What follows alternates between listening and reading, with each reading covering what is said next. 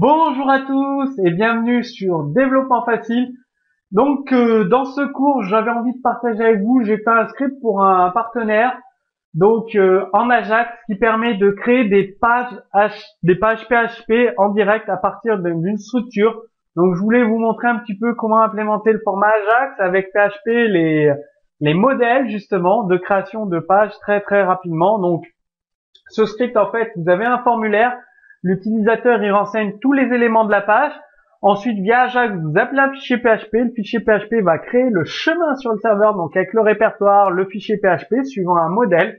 Et vous avez une réponse via Ajax. Et ensuite, ça affiche l'URL qui a été créée. Vous pouvez réutiliser pour appeler cette URL là où vous en avez besoin, tout simplement.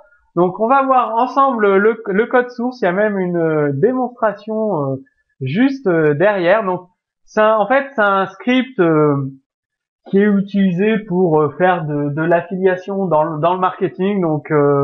Ça vous parlera peut-être pas. L'important, c'est de regarder le côté technique. C'est ce que je voulais partager avec vous. Donc, vous avez la page pour créer un mot de passe. C'est-à-dire ici, vous tapez votre mot de passe. On va enlever, voilà. Vous pouvez mettre des majuscules. Et vous cryptez votre mot de passe et donc ça vous donne un résultat ici. Donc vous mettez ici sur create page sur white page par exemple ici le mot de passe.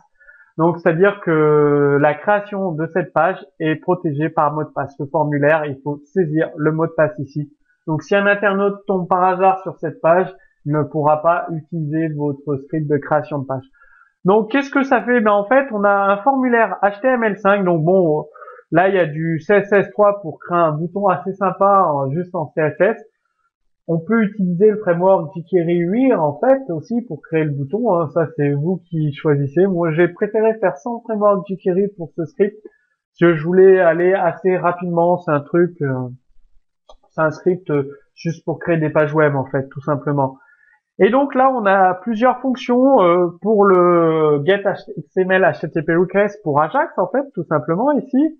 Là, c'est le script de création de page où on indique à chaque fois création des fichiers en cours ici dans la barre bleue. Pour l'instant, on n'indique rien vu qu'on ne fait rien. Là, on peut, voilà, bon, tous ces champs sont obligatoires si on clique directement là. Et à chaque fois, là, la réponse Ajax, après, lorsque le fichier a été créé, le fichier PHP a été créé, avec le retour du serveur, tout simplement. Donc, qu'est-ce qu'on fait? Là, on a tout notre champ HTML5, donc le titre, avec des ailes, renseigner le titre de la page ciblée, affiliate link, la largeur, le chemin, donc avec un champ pré-rempli, ici, le champ est pré-rempli. Là, avec la value pré-remplie, style, la largeur, le nombre max, ici, pour un nombre, l'aide, vous avez vraiment tout ce qu'il vous faut pour vous aider dans ce script. Donc là, pour convertir un code couleur HTML, donc c'était utile parce qu'on travaille avec de l'HTML, donc on avait besoin du code couleur montré tout simplement.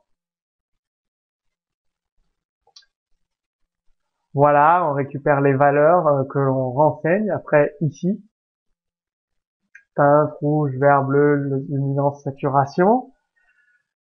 Puis, vous avez le mot de passe à renseigner. Donc, tout ça, c'est un formulaire HTML5. Dès qu'on clique sur le bouton valider, qu'est-ce qui se passe? Eh bien, on va ici sur le bouton valider.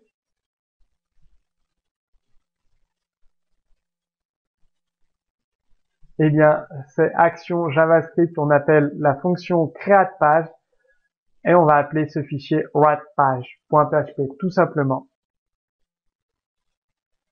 La fonction createPage avec l'URL. Donc, ça fait de l'Ajax, donc ça va appeler ce fichier. Et qu'est-ce qu'on fait dans ce fichier? On vérifie les données en poste, si le mot de passe est renseigné, si le mot de passe est correct, si les valeurs en poste, toutes ces valeurs sont renseignées, et on les récupère une par une pour enlever les slash, les espaces, s'il y a eu une erreur lors de la réception des variables. Et là, en fait, comment je fonctionne? Moi, je crée toujours une variable ici qui contient le code HTML. Là, elle contient le code HTML et avec dièse link, dièse namefile, dièse with, dièse color. Et qu'est-ce que je fais? Je fais des str replace avec ce que j'ai reçu ici. Link, par exemple.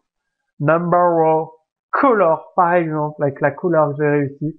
Donc, j'ai ma page qui, voilà, c'est une page HTML, HTML5 classique et avec des balises et je fais des str replace tout du long. Pareil, il y a deux fichiers en fait qui vont être créés, file du top et le file fichier à appeler. Et ensuite, est-ce que le répertoire existe? Non, je le crée. Je récupère le lien de la page.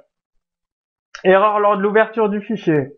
Je referme le fichier. Pareil, je vérifie si le fichier existe. J'écris dans le fichier. Ensuite, je referme le fichier. S'il n'y a pas d'erreur, bah, page créée, c'est ce que je renvoie via Ajax, page créée. Sinon, je renvoie une erreur. Il y a eu une erreur lors de la fermeture du fichier.